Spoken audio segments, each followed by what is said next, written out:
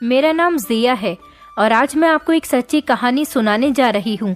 झारखंड में 15 साल की लड़की हाई स्कूल करते ही अपना क्लिनिक खोलकर बैठ गई थी, लेकिन वो वहाँ सिर्फ आदमियों का ही ऑपरेशन करती थी। लेकिन किस चीज़ का ऑपरेशन करती थी, इसके बारे में सुनकर आपके भी होश उड़ जाएंगे। ये जो कहानी आज मैं आपको बताने जा रही हूँ, ये आज से काफ़ी साल पुरानी है, जब ज़माना नया नया एडवांस हो रहा था। टेक्नोलॉजी के बारे में ज़्यादा किसी को पता भी नहीं था, मगर फिर भी बहुत सारे परिवार ऐसे थे जहाँ पर रस्म रिवाज की पाबंदी ऐसे की जाती थी कि लड़कियों का दम घुटने लगता था। लड़कियों पर रोक टोक की जाती थी, उनको ज़्यादा घर से बाहर निकलने नहीं दिया जाता था और ना ही उनको अच्छी शिक्षा दी जाती थी, बल्कि लड़कियों को घर में चूल्हा चौका करने के लिए छोड़ दिया जाता था। मैं भी झारखंड के ही एक ऐसे परिवार से थी जहाँ पर रिवाज के नाम पर बहुत सख्ती की जाती थी। मेरे पिताजी ने अपने पुराने रस्मों रिवाज को मद्देनजर रखते हुए हम बहनों को घर बैठा दिया था। हमारे पिता का कहना था कि हमारे खानदान में लड़कियों को शिक्षा नहीं दी जाती, घर से बाहर निकलने वाली लड़कियों को गलत समझा जाता है। मुझे पढ़ने का बहुत शौक था और मेरे हाई स्कूल में बहुत अच्छे नंबर आए थे। वैसे तो हर साल ही रिजल्ट में मेरे अच्छे नंबर आते थे। मैं आगे और पढ़ना चाहती थी। मैंने आगे पढ़ने के लिए अपने पेरेंट्स से कहा, तो ये बात सुनकर उनको इतना ज़्यादा गुस्सा आ गया था कि मैं बिना जवाब सुने ही उनके जवाब को समझ गई थी और खामोश होकर स्कूल से उठ गई थी, क्योंकि ज़माना इधर का उधर हो सकता है, लेकिन मेरे पिताजी नहीं मानेंगे। मेरी माँ ने बाद में मुझसे कहा कि तुम्हें अपने पिता का जवाब पहले से ही पता था, तो तुम्हें सवाल करने की ज़रूरत ही क्या थी। मैंने गुस्से में आकर अपनी माँ से कहा, माँ, ज़माना बहुत आगे बढ़ गया है, लेकिन आप सब लोग तो पुराने ज़माने में ही जी रहे हो। लड़कियाँ पढ़ लिख कर दुनिया के हर कोने में अपना नाम बनाना चाहती हैं और किसी काबिल बन रही हैं, और एक आप लोग हो कि आज न जाने किस सदी में जी रहे हो। मेरी खुद की दोस्तें भी स्कूल से इंटर करने के बाद कॉलेज में एडमिशन लेंगी, लेकिन आप लोगों ने तो मुझे इंटर तक नहीं करने दिया। और मुझे पता है कि हमारे पिताजी ने हमें हाई स्कूल तक भी क्यों पढ़ाया, ताकि कल को अगर कोई रिश्ता आए तो पिताजी गर्व से ये कह सके कि मेरी बेटियां अनपढ़ नहीं हैं, हाई स्कूल तक पढ़ी हुई हैं। हम 3 बहनें थे और तीनों बहनें पढ़ाई में बहुत इंटेलिजेंट थे। एक बड़ा भाई था और एक छोटा भाई था, मगर दोनों ऐसे रोब झाड़ते थे जैसे हमें कच्चा खा जाएंगे। पिताजी के साथ साथ वो भी हम पर रोक टोक करना अपना फर्ज समझते थे। मुझे अपना घर बहुत बुरा लगता था, क्योंकि इस घर में बिल्कुल भी आज़ादी नहीं थी, बल्कि औरतों को कैद करके रखा जाता था। अपने घर का माहौल मुझे किसी पिंजरे से कम नहीं लगता था। इसीलिए मैं जब भी देखती थी कि मेरे पिताजी या भाई घर पर नहीं हैं, तो मैं अपने कमरे की खिड़की से कूदकर अपनी फ्रेंड के घर चली जाती थी। मेरी फ्रेंड के घर का माहौल काफ़ी फ्री था। बहन भाइयों में भी आपस में बहुत अंडरस्टैंडिंग थी और बहुत ज़्यादा प्यार भी था। वो भाई बहन अक्सर आपस में हंसी मजाक करते रहते थे, इसलिए मुझे अपनी फ्रेंड पिंकी के घर जाना बहुत पसंद था। उसके पिता तो दूसरे शहर में काम करते थे, मगर रोज़ अपने बच्चों से फ़ोन पर बात किया करते थे, जबकि मेरे पिताजी को तो हम बहनों का अपनी फ्रेंड्स के घर भी जाना पसंद नहीं था, इसलिए मुझे उनसे छुपकर जाना पड़ता था। उसी टाइम अगर पिताजी घर पर आ जाते थे और मेरे बारे में पूछते थे, तो मेरी बहनें बात को संभाल लिया करती थी। पिताजी से कोई ना कोई बहाना बना देती थी। इसी वजह से पिताजी का ध्यान ज़्यादा मुझ पर नहीं जाता था। उसके बाद हम तीनों बहनें बाद में खूब हंसते थे कि पिताजी को तो पता ही नहीं चला। एक दिन जब मैं अपनी फ्रेंड के घर गई तो मेरी फ्रेंड कहने लगी, जिया, तुम्हें हमारे क्लास में नीतू याद है, जिसने हाई स्कूल के पेपर हमारे साथ दिए थे? मैंने कहा, हाँ याद है, क्यों, क्या हुआ उसे? तो वो कहने लगी, तुम्हें उसके बारे में एक ऐसी खबर बताऊंगी जिसे सुनकर तुम्हारे भी होश उड़ जाएंगे। इस नीतू ने हाई स्कूल करते ही अपना क्लिनिक खोल लिया है, जहां पर वो पेशेंट का ट्रीटमेंट करती है और ऑपरेशन भी करती है। अभी कुछ ही दिन हुए हैं उसे क्लिनिक खोले हुए। ये सुनकर सच में मेरे होश उड़ गए थे कि हाई स्कूल करके वो लड़की क्लिनिक कैसे खोल सकती है। मैंने कहा, पिंकी, मुझे तुम्हारी बात पर यकीन नहीं आ रहा। तो पिंकी कहने लगी, यकीन तो मुझे भी नहीं आया था, लेकिन ऐसा करते हैं कि किसी दिन जाकर देख कर आते हैं। मैंने कहा, सॉरी यार, मैं नहीं जा पाऊंगी, क्योंकि मेरे पिताजी मुझे घर से बाहर नहीं निकलने देते। तुम्हारे घर पर भी मैं बड़ी मुश्किल से आती हूँ, तुम्हें तो सब कुछ पता ही है। पिंकी कहने लगी किसी दिन अगर तुम्हारे भाई और पिताजी घर से बाहर किसी काम के लिए जाएं, तो हम जल्दी से जाकर उसका क्लिनिक देखकर आ जाएंगे। मैं राजी हो गई थी। 2-3 दिन के बाद जब मेरे पिताजी और भाई किसी काम के लिए घर से बाहर निकले, तो मैंने अपनी बहनों से कहा कि माँ को मत बताना, मैं जल्दी ही घर पर वापस आ जाऊंगी। मैंने और मेरी फ्रेंड पिंकी ने अपने चेहरे को छुपाने के लिए मास्क लगाया हुआ था और दूसरे मोहल्ले की तरफ चलने लगे। हम दोनों को ये जानने के लिए ज्यादा इंटरेस्ट इसीलिए आ रहा था क्योंकि नीतू एक आम सी स्टूडेंट थी। अगर वो क्लास की टॉपर या फिर इंटेलिजेंट लड़की होती तो हम ये बात मान भी लेते, मगर ऐसा कुछ भी नहीं था। 1 साल पहले उसके हाई स्कूल की मार्कशीट मेरे साथ ही आई थी और उसके मुझसे काफी नंबर कम थे, तो फिर न जाने वो कैसे क्लिनिक खोलकर बैठ गई थी। ये तो बड़ी हैरत की बात थी। हम दोनों बातें करते हुए जल्दी ही दूसरे मोहल्ले पहुंच गए थे। इससे पहले कभी हमने नीतू का घर नहीं देखा था, बस सुना ही था। इसीलिए जब हमने एक औरत से नीतू के क्लिनिक का एड्रेस पूछा तो उसने हमें क्लिनिक का रास्ता बता दिया था। क्लिनिक देखकर हम दोनों की आंखें फटी की फटी रह गई थी, क्योंकि क्लिनिक बहुत स्टैंडर्ड और आलीशान तरीके से बना हुआ था, जिसे देखकर लग रहा था कि इस पर खूब सारे पैसे खर्च किए गए होंगे। मेरी फ्रेंड पिंकी ने कहा, ये नीतू तो बड़ी गरीब फैमिली से बिलोंग करती थी, जबकि स्कूल टाइम पर तो वो अपनी फीस भी टाइम पर नहीं दे पाती थी, तो फिर ये इतना महंगा और आलीशान क्लिनिक इसका है या फिर किसी और का। ये सब देखकर हैरान तो मैं भी बहुत हुई थी। मैंने पिंकी से कहा कि चलो अंदर चलकर नीतू से ही पूछते हैं। मैं और पिंकी क्लिनिक के अंदर जाने लगे तो वहाँ पर मौजूद औरत हमसे कहने लगी, तुम लोग अंदर नहीं जा सकती, ये क्लिनिक सिर्फ मेल पेशेंट के लिए ही है, फीमेल पेशेंट के लिए नहीं, इसलिए आप लोग यहाँ से चली जाओ। मैं और पिंकी ये बात सुनकर दंग रह गए थे कि ये क्या बात हुई भला, यहाँ पर सिर्फ मर्दों का ही इलाज होता है। अभी हम दोनों क्लिनिक के दरवाजे पर खड़े हुए ये बात सोच ही रहे थे कि मुझे सामने से मेरे पिताजी आते हुए नजर आए। मेरा तो शरीर कांपने लगा था। मैंने पिंकी से कहा, मुझे कहीं छुपा दो, पिताजी ने अगर मुझे देख लिया तो वो मेरी जान ले लेंगे।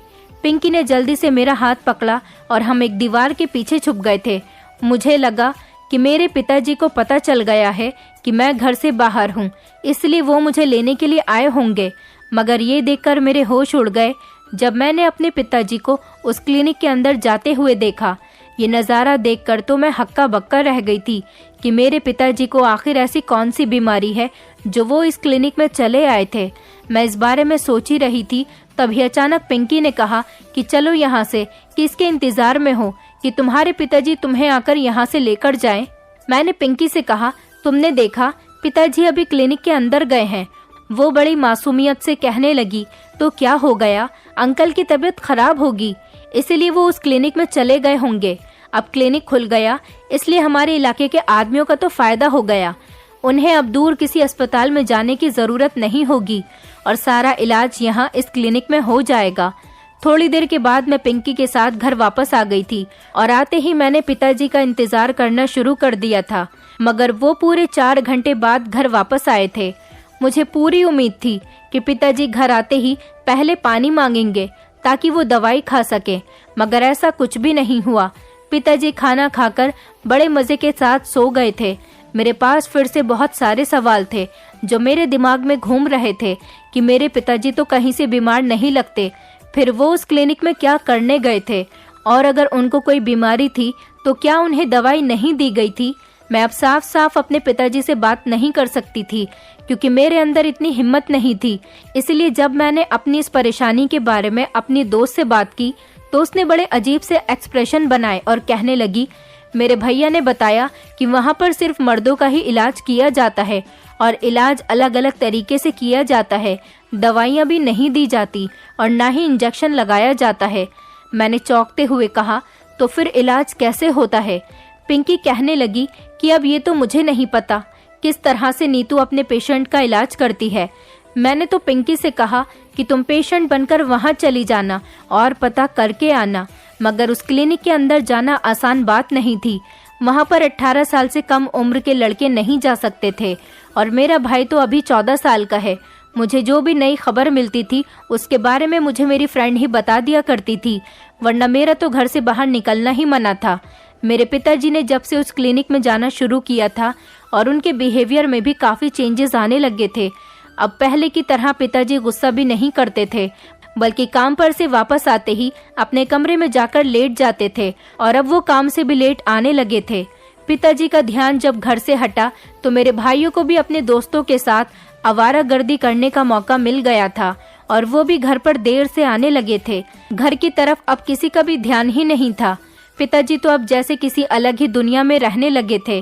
माँ हर बार पिताजी से पूछती रहती थी कि आपको क्या हो गया है और आप चुप चुप क्यों हो गए हो, आप काफी बदले बदले से लगने लगे हैं। माँ को तो शायद पता ही नहीं था, लेकिन मैं जानती थी कि पिताजी रोज उस क्लिनिक पर जाते हैं और इसीलिए उनके अंदर इस कदर बदलाव आ गया है कि उनको अपने आसपास होने वाले कामों के बारे में भी कुछ पता ही नहीं था। मैं बहुत हैरान होने लगी थी और ये जानना चाहती थी कि आखिर उस क्लिनिक में आदमियों के साथ ऐसा क्या किया जाता है कि उनकी फितरत ही बदल जाती है। एक दिन मैंने पिंकी से कहा कि चलो नीतू से मिलकर आते हैं, इसी बहाने उससे पूछ भी लेंगे कि वो ये सब कुछ क्या कर रही है। पिंकी मेरे साथ जाने के लिए तैयार हो गई थी। फिर एक दिन मैं और पिंकी नीतू के क्लिनिक पहुंच गए थे। उसके बाद मैंने क्लिनिक का दरवाजा खटखटाया तो सामने ही नीतू की मम्मी खड़ी हुई थी। वो हमें देखकर कहने लगी, तुम लोग जरूर नीतू से मिलने के लिए आई होगी, लेकिन वो कुछ दिनों के लिए अपनी नानी के घर पर गई हुई है, कुछ दिनों बाद ही घर वापस आएगी। मैंने तो आंटी की बात पर यकीन कर लिया था कि वो घर पर नहीं होगी, लेकिन पिंकी मुझसे कहने लगी, नीतू की मम्मी हमसे झूठ बोल रही है। अगर नीतू कहीं पर गई होती तो क्लिनिक बंद होता, क्योंकि मैंने सुना है कि वही सारे मरीजों का ट्रीटमेंट करती है। तो फिर ऐसे अपने पेशेंट को छोड़कर कुछ दिनों के लिए वो कैसे जा सकती है? और अगर क्लिनिक खुला हुआ है तो इसका साफ साफ मतलब यही है कि नीतू अंदर बैठकर डॉक्टर बन के अपने खेल का मजा उठा सकती है। जैसे ही हमारी नजर क्लिनिक के बोर्ड पर पड़ी तो ये देखकर तो हमारे होश उड़ गए थे कि उस पर लिखा हुआ था, हर बीमारी का इलाज ऑपरेशन से सक्सेसफुल है। मैंने पिंकी से कहा, पिंकी, यह हाई स्कूल पास लड़की ऑपरेशन कैसे कर सकती है? हमें इसके बारे में किसी को बताना होगा जो इस लड़की की पकड़ कर सके और इससे पूछ सके कि ये किस तरीके से ऑपरेशन करती है। और जब लोगों के सामने इसकी सच्चाई आ जाएगी तो इसकी हिम्मत नहीं होगी कि ये अपना इस तरह का धंधा यहाँ पर चला सके। हमने झारखंड के डीआईजी से इस बारे में बात करने की कोशिश की थी, लेकिन हम कामयाब नहीं रहे थे। जब इस टाइम डीआईजी की गाड़ी को क्लिनिक के आगे रुकते हुए देखा, वो खुद उतरकर क्लिनिक के अंदर चले गए थे। पिंकी हंसकर कहने लगी, देखो, जिससे हम शिकायत करने के बारे में सोच रहे थे वो भी यहीं के ही पेशेंट निकले। अब चुपचाप घर चलो, कुछ नहीं हो सकता। इसी तरह दूसरी बार भी हम नीतू से बिना मिले ही घर वापस आ गए थे। मैं घर के अंदर आई तो सामने ही मेरे पिताजी बैठे हुए थे। 1 मिनट के लिए तो मैं डर गई थी कि कहीं अगर पिताजी ने मुझसे सवाल कर लिया कि तुम कहाँ गई थी तो मैं उन्हें क्या जवाब दूंगी। लेकिन अच्छा हुआ था कि उन्होंने मुझे देखने के बाद भी मुझसे कुछ नहीं कहा था। उसके बाद मैं सीधा अपने कमरे में आ गई थी, लेकिन क्लिनिक का राज अभी तक हमें पता नहीं चल सका था। मुझे लगता था कि हमें अब इस मैटर की जान छोड़ देनी चाहिए और इस बात को भूल जाना चाहिए, मगर मेरी फ्रेंड पिंकी इतनी आसानी से बैठ जाएगी, मुझे इस बात पर बिल्कुल भी यकीन नहीं था। कुछ दिनों के बाद पिंकी हमारे घर आई तो मुझे बहुत परेशान नजर आ रही थी। मैंने उससे पूछा कि क्या हुआ है पिंकी, तुम कुछ परेशान नजर आ रही हो। अभी कुछ दिनों पहले ही तो तुम्हारी एंगेजमेंट हुई है, तब तो तुम बहुत खुश नजर आ रही थी, तो फिर अब क्या हो गया है? इस तरह से तुमने अपना मुंह क्यों लटकाया हुआ है?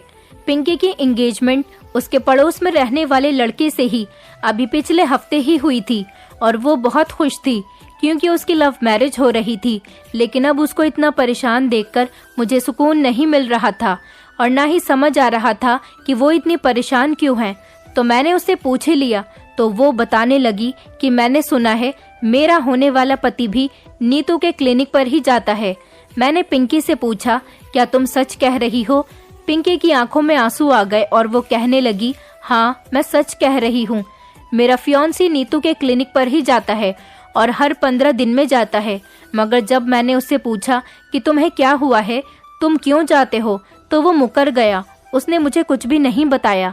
मैंने पिंकी से कहा, मेरे पिताजी भी तो नीतू के क्लिनिक पर ही जाते हैं और इतने पैसे बर्बाद करके आते हैं।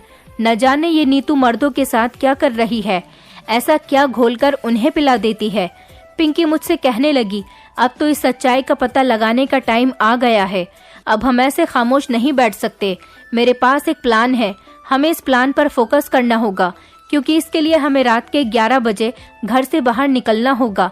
मैंने कहा, रात के 11 बजे तो घर से बाहर निकलना बहुत मुश्किल है, लेकिन मैं कुछ न कुछ करके घर से निकलकर आ जाऊंगी।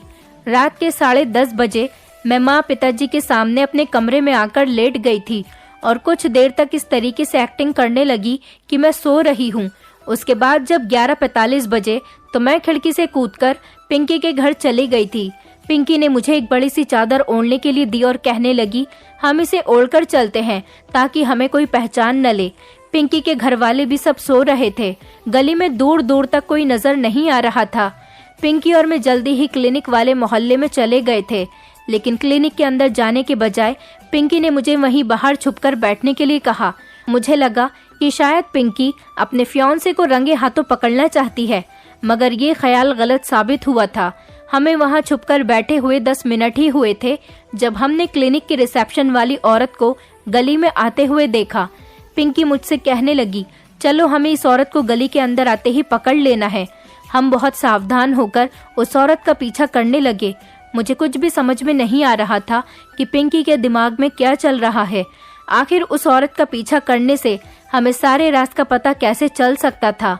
गली के मोड़ पर मुड़ते ही अचानक ही पिंकी ने उस औरत को आवाज दी तो वो रुक गई और वो लड़की हम दोनों को देखकर पहचान गई थी। कहने लगी, तुम दोनों इतनी रात को यहाँ इस वक्त, सब ठीक तो है ना? जवाब देने से पहले ही पिंकी ने उसके हाथ में कुछ पैसे रख दिए और कहने लगी, जो मैं तुमसे पूछूं उसके बारे में मुझे सच सच बता देना। वो औरत पैसे देखकर खुश हो गई और कहने लगी, पूछो, क्या पूछना चाहती हो? मेरी फ्रेंड पिंकी कहने लगी कि हमें इस क्लिनिक के बारे में सारी डिटेल चाहिए और उसके बारे में हमें तुम ही बता सकती हो।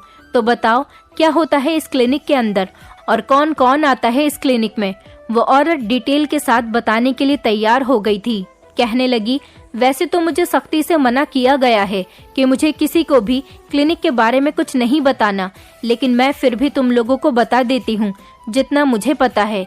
ये तो तुम लोगों को भी पता है कि इस क्लिनिक के अंदर सिर्फ आदमियों का ही इलाज किया जाता है। तो ये जान लो कि इस मोहल्ले के सारे आदमी, बल्कि इस पूरे इलाके के सारे आदमी अपॉइंटमेंट करवाने के लिए ही बेताबी से तैयार रहते हैं। जो ज्यादा पैसे देता है मैं उसका नंबर पहले लगवा देती हूँ और बाकी के लोग अपना नंबर आने का इंतजार करते हैं कि कब उनका नंबर आए और वो अपना ट्रीटमेंट करवा सकें। एक बात तो मुझे भी बड़ा हैरान करती है, वो ये है कि ये 15 साल की नीतू इतनी कम उम्र होने के बावजूद भी आदमियों का ट्रीटमेंट किस तरह से करती है। मैंने बड़ी बेचैनी से उस औरत से सवाल किया, अच्छा तो आप अंदर जाकर नहीं देखती कि वो कैसे इलाज करती है? वो कहने लगी कि मुझे अंदर जाने की परमिशन ही नहीं। मेरा काम बस इतना है कि मुझे रिसेप्शन पर बैठकर पेशेंट का नंबर लगाना होता है कि किसका नंबर कब आने वाला है। जिस आदमी का नंबर आने वाला होता है वो दरवाजे की दूसरी साइड से घर के अंदर चला जाता है और वो दरवाजा नीतू की माँ अंदर से बंद कर लेती है ताकि मैं घर के अंदर न झांक सकूं। पिंकी ने मायूस होकर पूछा, इसका मतलब तुम इसके अलावा और कुछ नहीं जानती? तो वो कहने लगी, नहीं, लेकिन मैं इतना जरूर जानती हूँ कि जो भी आदमी इलाज करवाने के लिए अधिकतम आते हैं उनको कोई परेशानी नहीं होती, वो बिल्कुल ठीक होते हैं। यहाँ तक कि उनको तो हल्का सा बुखार भी नहीं होता। मुझे तो शक है कि इलाज के बहाने अंदर कुछ और हो रहा है। 1-2 बार मैंने पता करने की भी कोशिश की थी तो उन माँ बेटी ने मुझे डांट दिया और कहने लगी कि अगर आगे से तुमने जासूसी करने की कोशिश की तो हम तुम्हें नौकरी से निकाल देंगे। इस नौकरी से मेरा घर चलता है और मेरे छोटे छोटे बच्चे हैं, बस उन्हीं की खातिर मैं खामोश रही। अगर मुझे नौकरी से निकाल दिया तो मेरे बच्चे भूखे रह जाएंगे क्योंकि मेरा पति भी नहीं है। उस औरत से हमें सिर्फ इतनी ही इन्फॉर्मेशन मिल पाई थी। मैं और पिंकी वापस आ गए थे। पिंकी बेचारी अपने फियांसे को लेकर बहुत परेशान हो रही थी कि उसके फियांसे को तो कोई बीमारी ही नहीं, तो फिर वो क्लिनिक पर क्यों जाता है। मैंने उसे तसल्ली दी कि सच छुपा नहीं रह जाता, एक न एक दिन सामने जरूर आ जाएगा। मैं अपने घर वापस आ गई थी। पिंकी की परेशानी देखकर मुझे भी अपने पिताजी के लिए परेशानी होने लगी थी क्योंकि मेरे पिताजी भी तो वहां जाते थे। वैसे मेरे पिताजी लड़कियों और औरतों के मामले में बड़े सख्त और कड़क थे। वो अपने घर की औरतों को घर से बाहर तक नहीं निकलने देना चाहते थे, लेकिन खुद अपनी बेटी की उम्र की लड़की के क्लिनिक पर न जाने क्यों भाग भाग कर जाते थे। पिताजी का चेहरा तो पहले से ज्यादा पीला पीला सा लगने लगा था। उनके कपड़े पहनने के स्टाइल में भी काफी बदलाव आ गया था। मैंने सोचा कि इस बारे में माँ को बता दूं, लेकिन ये जानकर मुझे बड़ा धक्का लगा था कि मेरी माँ तो इस बारे में पहले से ही जानती थी। वो एक दिन पिताजी से बातें कर रही थी जो मैंने सुन ली थी। माँ रोते हुए कह रही थी कि आखिर आप मुझे सच क्यों नहीं बता देते, आप उस क्लिनिक में भाग भाग कर क्यों जाते हो। पिताजी गुस्से में आकर कहने लगे, बीमार हूँ इसलिए वहाँ पर जाता हूँ, वरना मुझे कोई शौक नहीं है वहाँ पर जाने का। माँ कहने लगी, मुझे सब पता है कि आप कितने बीमार हैं, मैं अच्छे से जानती हूँ। ये सब आपके वहाँ पर जाने के बहाने हैं ना। जाने क्या हो रहा है वहाँ पर जो आप वहाँ पर जाने के लिए बेताब रहते हो। उस टाइम माँ पर मुझे बहुत तरस आया था। बेचारी माँ को न जाने क्यों सारी जिंदगी सुकून नसीब नहीं हुआ था। अगले दिन मुझे पिंकी मिली तो बड़े गुस्से में लग रही थी और वो मुझसे कहने लगी कि कुछ भी हो जाए, आज मैं इस नीतू से मिलकर ही रहूंगी और उससे पूछूंगी कि क्यों उसने सारे मोहल्ले के मर्दों को अपने पीछे लगा रखा है। वो बहुत गुस्से में थी, इसलिए मेरे मना करने के बावजूद भी वो नहीं रुकी और क्लिनिक की तरफ चली गई थी। मजबूरन मुझे भी भागकर पिंकी के पीछे जाना पड़ा था। पिताजी तो घर की तरफ से लापरवाह हो गए थे, वरना अगर मुझे इस तरह से घर से बाहर निकलते हुए देखते तो मेरी शामत आ जाती। पिंकी ने जाकर नीतू के क्लिनिक के दरवाजे पर जोर जोर से दस्तक दी तो नीतू की माँ ने दरवाजा खोला। वो हमें देखकर घूरते हुए कहने लगी, तुम लोग फिर से आ गई हो, तुमसे कहा था ना कि नीतू अपनी नानी के घर पर गई है, जाओ यहाँ से, चली जाओ, वो घर पर नहीं है।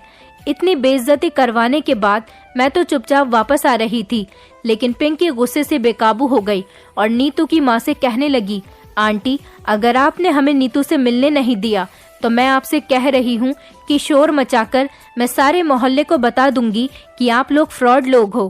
पिंकी की धमकी काम कर गई थी तो नीतू की माँ डर गई और बात पलटते हुए कहने लगी, अरे मैं तो मजाक कर रही थी, तुम लोग अंदर आ जाओ, नीतू अपने कमरे में ही है। हम लोग अंदर गए तो नीतू अपने कमरे से निकलती हुई दिखाई दी। उसने सफेद कोट पहना हुआ था और चेहरे पर मास्क भी लगाया हुआ था। देखने में वो बिल्कुल एक डॉक्टर ही लग रही थी और यही तो हम जानने के लिए आए थे कि सिर्फ हाई स्कूल पास करने के बाद ही वो किस तरह से डॉक्टर बन सकती है। वो कहने लगी, तुम लोगों को यही शक है ना कि यहाँ पर इलाज के बहाने कोई और काम चल रहा है। पिंकी उसे घूरते हुए कहने लगी, हमें शक नहीं बल्कि पूरा पक्का यकीन है कि तुम कोई इलाज विलाज नहीं कर रही हो, बस आदमियों को लूटने के लिए अपने क्लिनिक की आड़ ले रही हो। ऐसे कैसे भला एक 15 साल की लड़की ऑपरेशन कर सकती है। मुझे तो पिंकी का गुस्सा देखकर डर लगने लगा था कि कहीं यहाँ पर लड़ाई झगड़ा न हो जाए। अगर ऐसा वैसा कुछ हो गया तो हम लोग फंस सकते हैं। नीतू कहने लगी, तुम्हें बहुत बड़ी गलतफहमी हुई है, मैं कोई गलत काम नहीं कर रही बल्कि लोगों की मदद करती हूँ, उनका इलाज करती हूँ और पेशेंट की कंडीशन ठीक नहीं होती तो ज़रूरत पड़ने पर उसका ऑपरेशन भी कर देती हूँ। मैंने नीतू से कहा कि मेरे पिताजी भी तो यहाँ पर आते हैं, क्या वो भी सचमुच के बीमार हैं? तो नीतू कहने लगी कि तुम्हारे पिताजी हार्ट पेशेंट हैं और उनकी कंडीशन काफ़ी ख़राब होती जा रही है। उनकी ज़िंदगी का थोड़ा ही टाइम बाकी रह गया है क्योंकि उनका दिल काफ़ी हद तक फैल गया है और ऑपरेशन करना बहुत रिस्की है। फिलहाल अभी तो उनका चेकअप चल रहा है, हो सकता है कि ऑपरेशन के बाद सब ठीक हो जाए। मुझे इस बात पर यकीन नहीं आ रहा था। मैंने बड़ी गौर से नीतू की तरफ देखा और हैरानी से उससे पूछा, क्या सच में मेरे पिताजी हार्ट पेशेंट है और उनके पास टाइम भी कम है? बीच में ही पिंकी मुझे टोकते हुए कहने लगी, पागल लड़की, तुम भी किसकी बातों में आ रही हो? ये झूठ बोल रही है। ऑपरेशन करने के लिए ऑपरेशन थिएटर चाहिए होता है।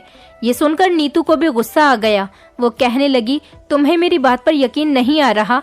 तुम्हें ऑपरेशन थिएटर देखना है तो चलो मेरे साथ। नीतू ने जोर से पिंकी का हाथ पकड़ा और झटके से उसे आगे लेकर बढ़ गई। मैं भी उसके पीछे पीछे चली गई थी। हम एक पर्दा हटाकर अंदर की तरफ आ गए। अंदर देखकर तो ऐसा लग रहा था जैसे हम किसी छोटे से अस्पताल में आ गए हैं। वहाँ पर बहुत सारी मशीन्स और औजार रखे हुए थे। अंदर एक कमरे को ऑपरेशन थिएटर की तरह बनाया गया था। मैंने कहा, पिंकी, ये तो सच है, सच में ही जैसा नीतू ने कहा था वैसा ही है। पिंकी को भी अब थोड़ा थोड़ा यकीन आने लगा था। उसने नीतू से पूछा, मेरा होने वाला पति भी यहाँ पर आता है, उसका नाम राजू है, उसे क्या परेशानी है? नीतू सोचते हुए कहने लगी, राजू, हाँ उसके लीवर पर सूजन है, दवाई खाएगा तो ठीक हो जाएगा। मैंने बड़ी हैरानी से पूछा, ये सब तो ठीक है, हमें भी यकीन आ गया है कि तुम सच कह रही हो, लेकिन ये तो बताओ कि तुम ये सब कैसे कर रही हो, जबकि तुमने हाई स्कूल किया है। हाई स्कूल तो हम लोग भी किए हुए हैं, लेकिन हमें नहीं लगता कि हम इतनी आसानी से तुम्हारी तरह कहीं पर क्लिनिक खोल सकते हैं। तो नीतू ने बताना शुरू किया। वो कहने लगी, मैं एक प्राइवेट अस्पताल में नर्स की नौकरी पर लग गई थी।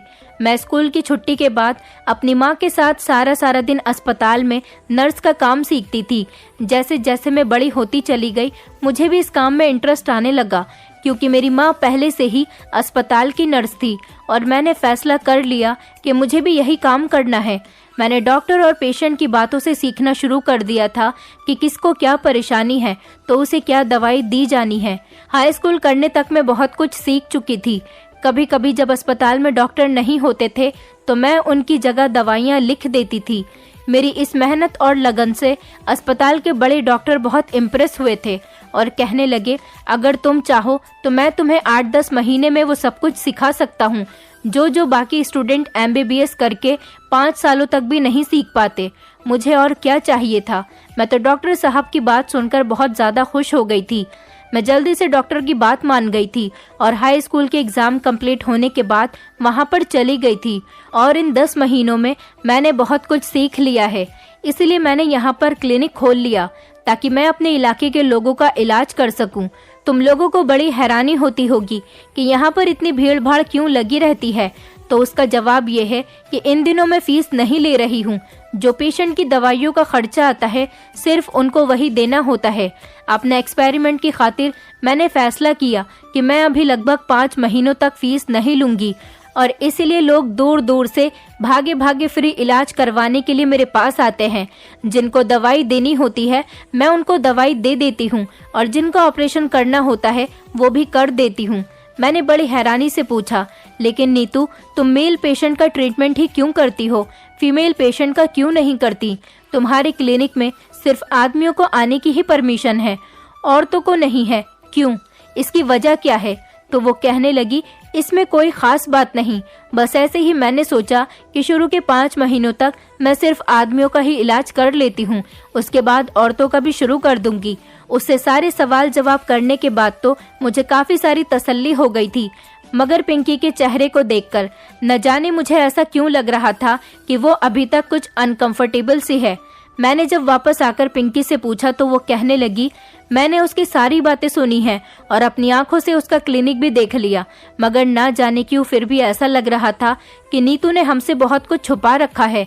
कुछ तो ऐसा है जो हमें नजर नहीं आ रहा और मुझे शक में डाल रहा है। मुझे बड़ा अजीब अजीब सा लग रहा है, ऐसा लग रहा है जैसे कुछ तो गड़बड़ है। मैंने नीतू से कहा, तुम पागल हो गई हो, अब दिल से ये सारा ख्याल निकाल दो।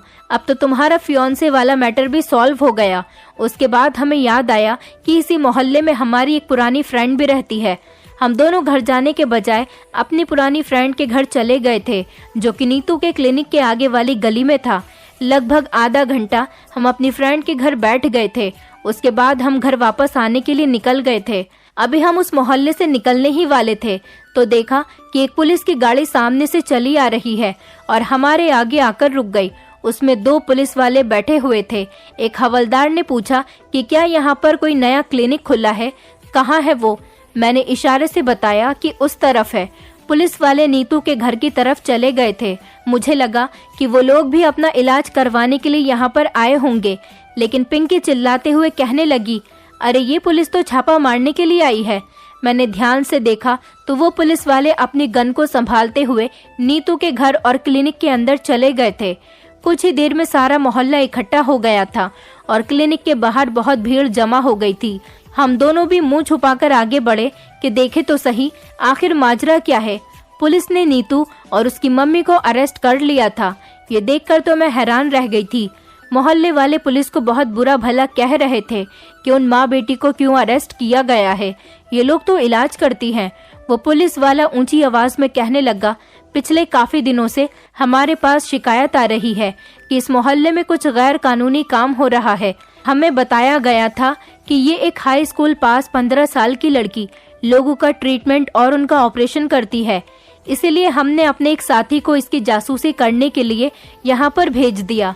ये जो औरत क्लिनिक के रिसेप्शन पर बैठी है, ये कोई और नहीं बल्कि ये हमारी भेजी हुई इंस्पेक्टर विनीता है। इन्होंने ही 1 महीने लगातार यहाँ पर दिन रात ड्यूटी करके यहाँ के सारे राज पता किए, जिसे सुनकर हमारे पैरों तले से जमीन निकल गई थी। पहला जुर्म तो यह है कि ये एक हाई स्कूल पास और नाबालिग लड़की यहाँ पर डॉक्टर बनी बैठी है, इस पर फ्रॉड का केस बनेगा। और दूसरा जुर्म यह है कि इसका कांटेक्ट कुछ ऐसे लोगों से है जो बोन मैरो को खरीदना और बेचना गैर कानूनी तौर पर करते हैं। ये एक बहुत बड़ा जुर्म है, इसकी सजा बहुत होती है। ये लड़की अपने पास आए हुए ज्यादातर पेशेंट्स को कमर के ऑपरेशन की राय देती है और ऑपरेशन करते हुए कमर से हड्डियों का बोन मैरो निकालकर एक्सपेरिमेंट के लिए आगे बेच देती है, जिससे करोड़ों रुपए ये माँ बेटी के अकाउंट में चले जाते हैं। आप लोगों को खुद सोचना चाहिए था कि एक हाई स्कूल पास लड़की कैसे डॉक्टर बन सकती है। ये ना सही यही सोच लेते कि सिर्फ ये आदमियों का ही इलाज क्यों करती है, औरतों का क्यों नहीं। ये लड़की आप मासूम और भोले भाले लोगों का फायदा उठा रही थी, मगर आप लोग तो फ्री के चक्कर में बेवकूफ बन जाते हैं और उसके बाद अपने नुकसान पर सारी जिंदगी पछताते रहते हैं। पुलिस वालों की बातें सुनने के बाद वहां खड़े हुए सारे मोहल्ले के लोगों की नजरें झुक गई थी। वो ठीक ही तो कह रहे थे, लोगों के अंदर इतनी समझ होनी चाहिए कि क्या सही है और क्या गलत है, लेकिन यहाँ किसी ने सही और गलत समझने के बारे में कभी सोचा ही नहीं और फ्री में इलाज करवा रहे थे। इस बारे में पुलिस को इन्फॉर्म करना चाहिए था। आदमी भी फ्री के इलाज के चक्कर में और ज्यादातर उस लड़की को देखने के बहाने एक एक करके जाते रहे, तो ये होना ही था। पुलिस उन माँ बेटी को अरेस्ट करके अपने साथ ले गई थी। बाद में पता चला कि पुलिस से शिकायत करने वाला कोई और नहीं था बल्कि पिंकी का फियांसे ही था। वो पढ़ा लिखा इंसान था, इसलिए अपना शक पुलिस को बता दिया और पुलिस ने अपनी लेडी इंस्पेक्टर को जासूसी करने के लिए जासूस बनाकर क्लिनिक पर भेज दिया था। इसी तरह लोगों के सामने सारी सच्चाई खुलकर आ गई थी। फिलहाल ये केस पुलिस के छापा मारने पर खत्म हो गया था। मैं और पिंकी खुश हो गए थे, लेकिन मुझे नीतू के लिए बहुत अफसोस हो रहा था। उसने अपने टैलेंट को गलत टाइम पर और गलत जगह इस्तेमाल किया था। मेरे पिताजी कुछ दिन बाद से ही बड़े खामोश से रहने लगे थे। नीतू ने वैसे ठीक बताया था कि मेरे पिताजी हार्ट के पेशेंट हैं। हमने फौरन ही अपने पिताजी को अस्पताल में एडमिट करवाया और उनका इलाज शुरू करवा दिया। मेरे पिताजी अब बिल्कुल ठीक हो गए। मेरे पिताजी ने मुझे और मेरी बहनों को आगे पढ़ने की परमिशन भी दे दी, क्योंकि वो जान गए थे कि बेटियों के लिए पढ़ना लिखना बहुत ज़रूरी है। हमारे घर का माहौल अब पूरी तरह से बदल गया है, क्योंकि हमारे घर में अब हम तीनों बहनों को इज्जत दी जाती है। हमारे साथ किसी बात पर रोक टोक नहीं की जाती। हमारी जिंदगी अच्छी गुजर रही है और हम अपनी लाइफ में बहुत खुश हैं। दोस्तों, उम्मीद करती हूँ आपको हमारी कहानी पसंद आई होगी। कहानी पसंद आई है तो वीडियो को लाइक करें, चैनल पर नए हैं तो चैनल को सब्सक्राइब करें और हाँ, नोटिफिकेशन बेल को जरूर दबाएं ताकि अगली अपडेट सबसे पहले आपको मिले।